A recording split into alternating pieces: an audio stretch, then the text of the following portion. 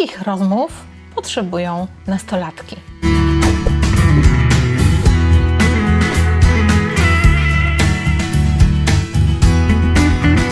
Ostatnio dostałam taki list od jednej z moich widzek o tym, że ona jest z trójki rodzeństwa, ona już jest dorosła, ma 15-letnią siostrę i takiego dużo młodszego brata.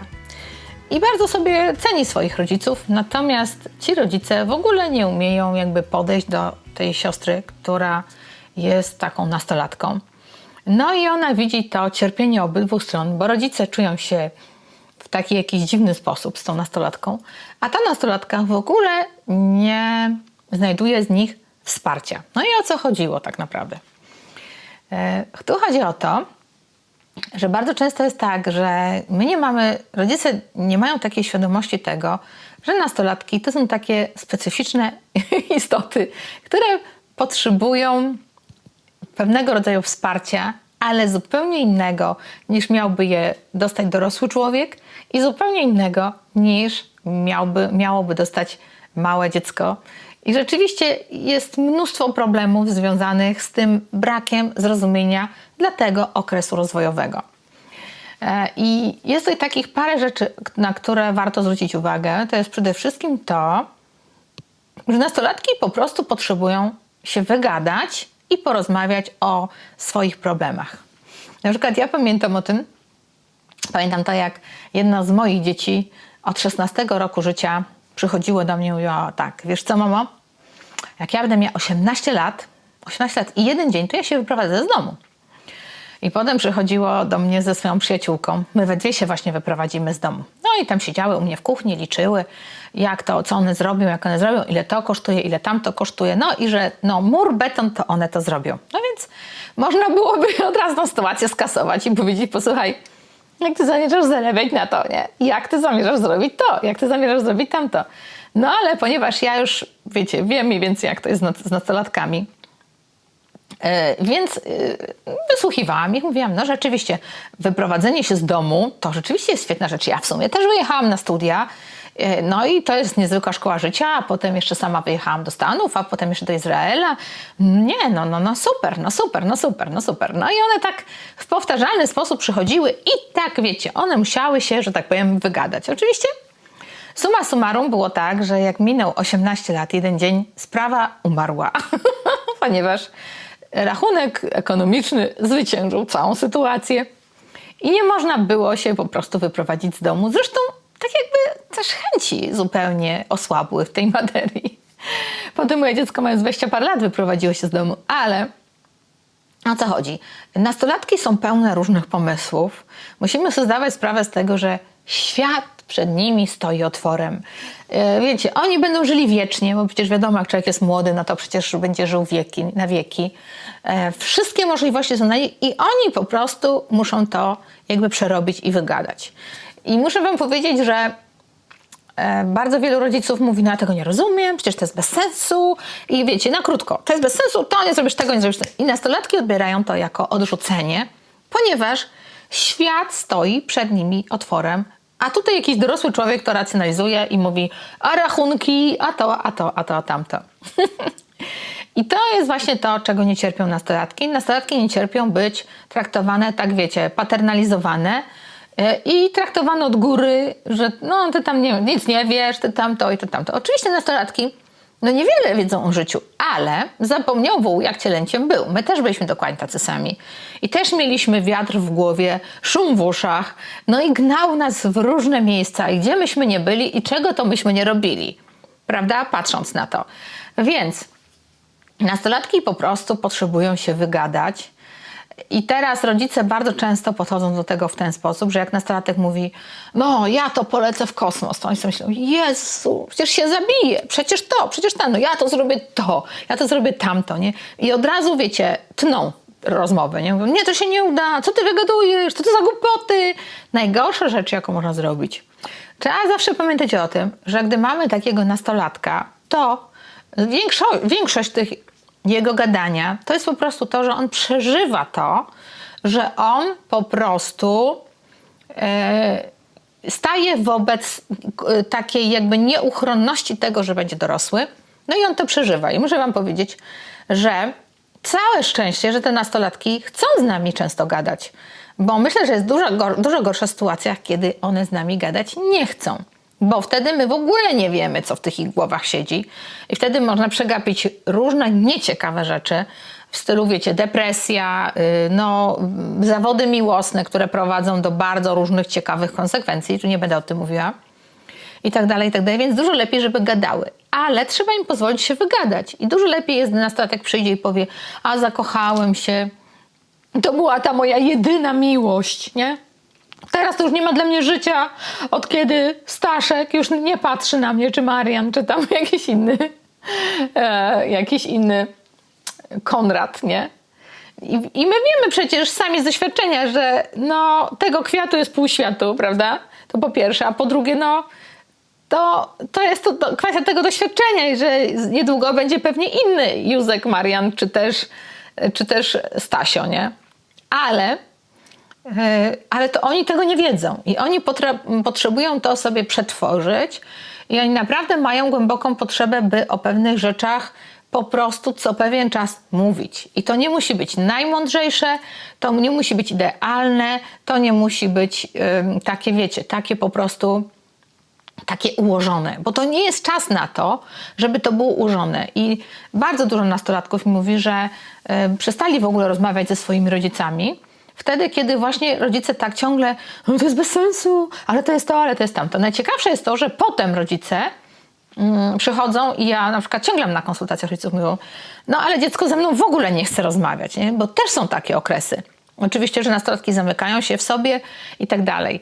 Ale zazwyczaj jest też tak, że w momencie, kiedy ten nastolatek chciał rozmawiać, to rodzic po prostu je tak na krótko, ja to mówię, potraktował, jakby nie rozumiejąc specyfiki tego okresu, że nastolatek potem sobie myśli: a po co ja mam rozmawiać w ogóle z tym człowiekiem, nie?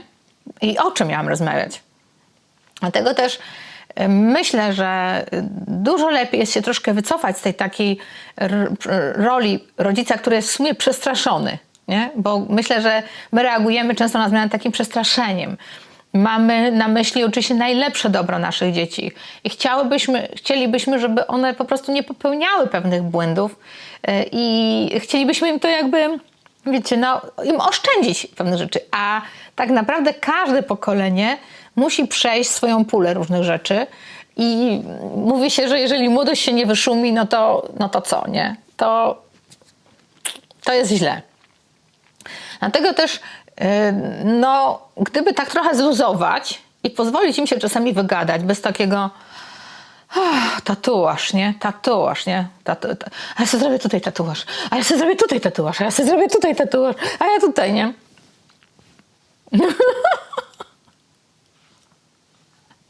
Bez względu na to, co myślimy o tatuażach, nie? A ja będę mieszkała w Wenezueli, a ja będę mieszkała na kraterze, a ja będę mieszkała na Księżycu, nie? Wiele rzeczy jest nierealnych, ale to jest ten czas, kiedy trzeba pozwolić nastolatkom po prostu rozwinąć skrzydła fantazji, i pamiętać o tym, żeby pamiętał, jak cielęciem był, nie? Czyli, że my byliśmy dokładnie tacy sami.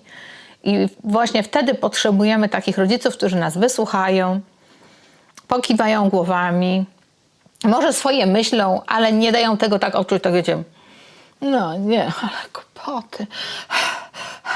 Bardziej chodzi o to, że nastolatki mają prawo, posłuchajcie, do tej swojej burzy w różnych rzeczach i trzeba im po prostu dać takie przyzwolenie na to, żeby oni przeżyli życie na swój sposób, nie? Mówię tutaj oczywiście o stylu rozmawiania, bo cały czas tutaj koncentrujemy się o tym, kiedy one nam opowiadają o różnych rzeczach, które niekoniecznie są takie, wiecie, korekt.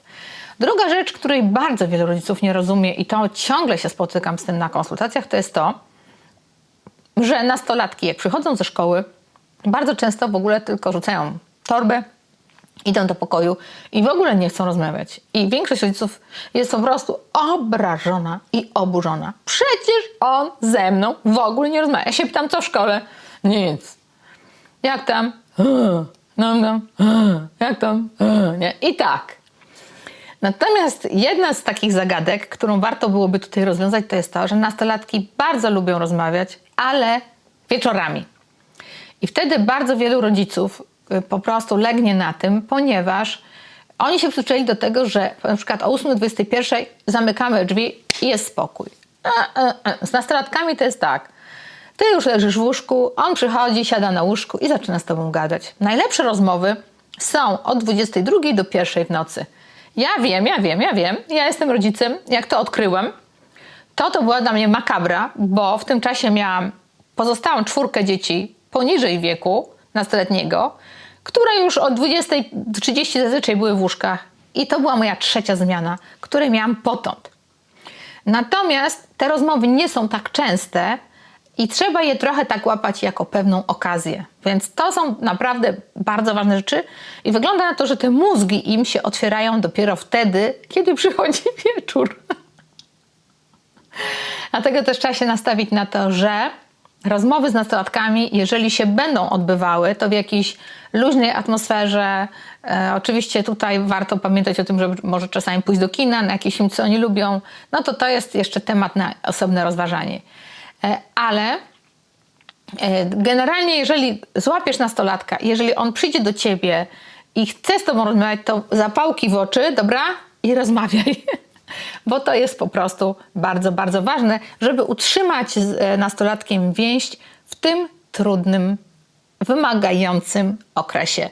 Trudnym i dla rodzica, i dla nastolatka. Kiedyś będę mówiła o tym znacznie więcej. Kochani, to na tyle. I oczywiście, jeżeli te treści były dla Was wartościowe, proszę Was, żebyście zostawili łapkę w górę. Zostawcie swoją subskrypcję, naciśnijcie dzwoneczek,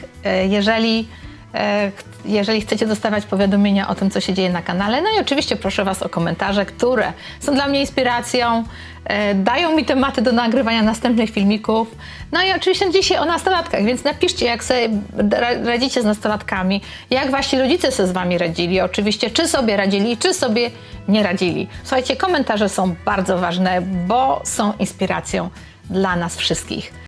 Jeżeli oczekujesz na przyjście swojego pierwszego dziecka, to właśnie z myślą o przyszłych mamach przygotowałam kurs online, który pomoże Ci przygotować się do tego wymagającego okresu. Zawarłam w tym kursie te wszystkie rzeczy, które sama chciałabym wiedzieć przed narodzinami pierwszego dziecka, jednak z doświadczeniem mamy 5 dzieci, no i po setkach godzin konsultacji przygotowujących rodziców właśnie do tego tematu.